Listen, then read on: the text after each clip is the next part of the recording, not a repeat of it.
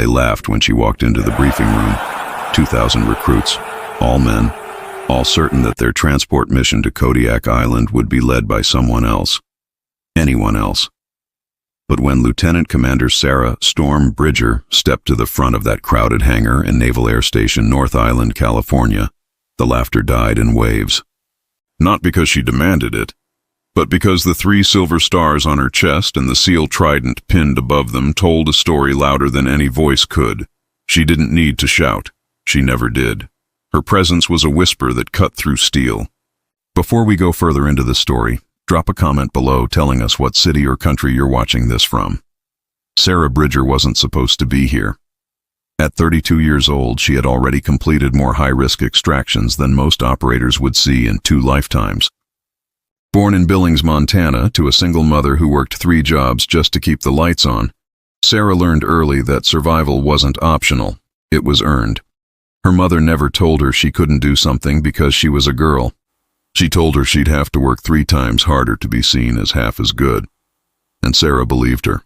At 17, she walked into a recruiting office with a backpack and a handwritten note from her mother that simply read, "Make me proud." She did. She made everyone proud. SEAL training nearly broke her. Hell Week left her with stress fractures in both shins and a dislocated shoulder she popped back into place herself because she refused to ring the bell. The instructors waited for her to quit. She waited for them to realize she wouldn't. When she graduated, she wasn't the first woman to do so, but she was the first to do it without anyone handing her a lighter load. She carried the same weight, ran the same miles, took the same cold, and when the dust settled, she stood among men who no longer saw gender. They saw a warrior. But respect in the teams didn't mean respect everywhere else. The Navy brass still hesitated. They gave her the assignments no one wanted: logistics, transport coordination, recruit oversight. Busy work for a woman too dangerous to ignore but too uncomfortable to promote. This mission was another one of those, a glorified babysitting job. Fly 2,000 newly minted sailors and Marines from San Diego to Kodiak Island for joint cold weather survival training. Simple, safe, insulting. But Sarah took it without complaint. She always did, because she knew something they didn't. Every mission mattered. Every life mattered. Even if the men in charge thought this was a waste of her time, the 2,000 recruits boarding those 5 massive C-17 Globemaster transport planes had no idea they were about to bet their lives on her. The pre-flight briefing was chaos. Young faces, fresh out of boot camp, buzzed with energy and arrogance. They joked, they shoved. They barely listened as Sarah laid out the flight plan. She stood at the podium, calm and unbothered, her voice steady as she explained the route. A direct northeast trajectory over the Pacific, skirting the Aleutian chain before landing on Kodiak's frozen airstrip. Weather was clear, conditions optimal. Estimated flight time, 4 hours and 20 minutes. Her words were precise, professional. But she saw it in their eyes. The doubt. The quiet dismissal. One recruit in the back, a loud-mouthed kid from Louisiana named Brock, muttered just loud enough for his buddies to hear, "We're trusting our lives to a chick who probably can't even deadlift her own ruck." His friend snickered. Sarah didn't flinch. She didn't even look his way. She simply continued. Her voice never wavering, her eyes scanning the room with the kind of calm that only comes from seeing hell and walking out the other side. When the briefing ended, she walked past Brock's row without a word. But as she did, she paused just long enough to drop a single sentence over her shoulder. Quiet. And cold as winter rain. "I've carried men twice your size out of kill zones you'll never see. Pray you never have to find out if I can carry you." The room went silent. Brock's smirk died, and Sarah kept walking, her boots echoing through the hangar like a drumbeat of inevitability. The planes took off in formation just after dawn. Sarah was aboard the lead C-17, seated in the cockpit jump seat between the pilot and co-pilot. 2 career Air Force officers who respected her reputation, even if they didn't fully understand it. The cargo hold behind them was packed with recruits, their gear, and enough supplies to sustain a small army in sub-zero conditions. The mood was light. The recruits sang cadences, played cards. Some even slept, sprawled across their rucksacks like kids on a field trip. Sarah sat in silence, her eyes on the horizon, her mind running through contingencies she hoped she'd never need. She always did this, every flight, every mission, every moment, because hope was a luxury. Preparation was survival. 3 hours into the flight, everything changed. The first sign was subtle, a flicker in the cockpit's electrical systems. Then the radio crackled with static. The pilot, a steady-handed captain named Ellis, frowned and adjusted the frequency. Nothing. The co-pilot tried the backup channels. Still nothing. Then the entire instrument panel went dark. For 3 seconds, the cockpit was bathed in the eerie glow of emergency lighting before the main systems kicked back online. Ellis exhaled. Electrical surge. Probably a bad relay. We're fine. But Sarah wasn't convinced. She leaned forward, her eyes scanning the gauges. Oil pressure normal. Fuel levels good. Altitude steady at 35,000 feet. Everything looked fine, except her gut told her it wasn't.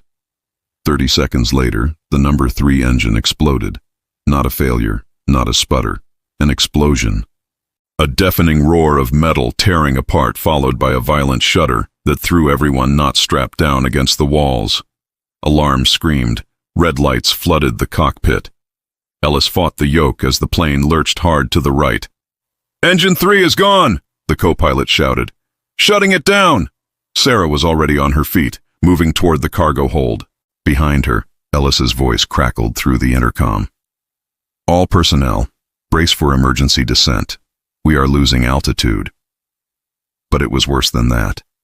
Through the cockpit window, Sarah saw black smoke pouring from the wing. Then she saw the second engine on the same wing cough, sputter, and die. They weren't losing altitude. They were falling. She burst into the cargo hold and was met with chaos. Recruits were screaming, grabbing onto anything bolted down, their faces pale with terror. Gear was sliding across the floor. The plane shook like it was being torn apart by invisible hands. Sarah's voice cut through the panic like a blade. "Listen to me." Every head turned. Every voice stopped. She stood in the center of the hold, her stance wide and solid despite the violent shaking. "We are going down, but you are not going to die. Not today, not on my watch." Her voice was steel, unbreakable. "Grab your buddy, lock arms, brace against the bulkhead. Do exactly what I say when I say it, and you will walk off this plane alive. Do you understand me?" A chorus of shaky voices answered. "Yes, ma'am." She nodded. "Good. Now move." What happened next would later be called a miracle by some, and the result of ruthless competence by others. Sarah moved through that shaking plane like a conductor leading an orchestra through a symphony of survival. She repositioned recruits away from unsecured cargo. She ordered the strongest among them to form human chains, linking arms to keep others from being thrown around. She found Brock, the kid who doubted her, paralyzed with fear in the corner. She grabbed him by the collar, pulled him to his feet, and shoved him toward a group forming a brace line. "You want to prove you belong here? Hold that line. Don't let go." He nodded, tears in his eyes, and did exactly as she said. In the cockpit, Ellis and his co-pilot were fighting a losing battle. 2 engines gone, hydraulics failing. They had maybe 90 seconds before impact. Ellis looked back at Sarah through the open cockpit door. "We're coming in hard. I can't control the descent." Sarah didn't hesitate. "Get us over land, anywhere. I'll handle the rest." Ellis stared at her like she'd lost her mind. But he adjusted course, aiming for a dark green smudge on the horizon, an uninhabited island chain south of Kodiak. It wasn't on the flight plan. It wasn't even named on most maps, but it was solid ground, and solid ground was all they needed. The plane hit the island's southern beach at just under 200 miles per hour. The impact was apocalyptic. Metal screamed. The fuselage buckled, the tail section sheared off entirely, tumbling into the surf. But the nose held, and inside 2,000 men held on because one woman told them to. When the plane finally stopped, half buried in sand and seawater, smoke pouring from every seam, there was silence. Then coughing, then voices. Slowly, impossibly, recruits began to move. Sarah was the first on her feet. Blood ran down the side of her face from a gash above her eyebrow, but she didn't stop. She moved through the wreckage, pulling men out, checking pulses, shouting orders. If you can walk, help someone who can't. If you can breathe, count heads. We do not leave anyone behind. And they didn't. Over the next 40 minutes, Sarah Bridger led the evacuation of 2,000 souls from the wreckage of 5 planes that had followed the lead aircraft down in catastrophic sequence. Each one had crashed along the same beach. Each one held lives she refused to lose. She organized triage. She set up shelters using parachute silk and broken fuselage. She rationed water and medical supplies. She turned terrified boys into a functioning unit because she gave them something more powerful than hope. She gave them a mission. By the time rescue helicopters arrived 6 hours later, not a single recruit had been lost. Injured, yes. Shaken, absolutely. But alive, every single one. When the Navy investigators asked her how she did it, Sarah simply said, "I did my job." But the men she saved knew better. They knew they had witnessed something beyond training, beyond duty. They had seen a warrior who refused to let death win. And when Brock, the kid from Louisiana, was interviewed weeks later, he said something that went viral across every military forum and news outlet. She didn't save us because she had to. She saved us because she decided we were worth it, and I'll never doubt a woman in uniform again. Sarah Bridger didn't ask for medals. She didn't ask for recognition, but she got both. The Navy Cross, the Presidential Citizen's Medal, a promotion to full commander, and something more valuable than all of it, an apology from every officer who ever doubted her.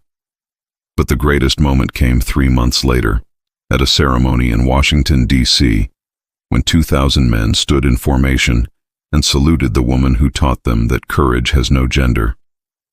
That leadership has no limits, and that when the world is falling apart, you don't need a hero. You need someone who refuses to quit. If you believe that strength, honor, and courage know no gender, comment honor below and share this story with someone who needs to hear it today.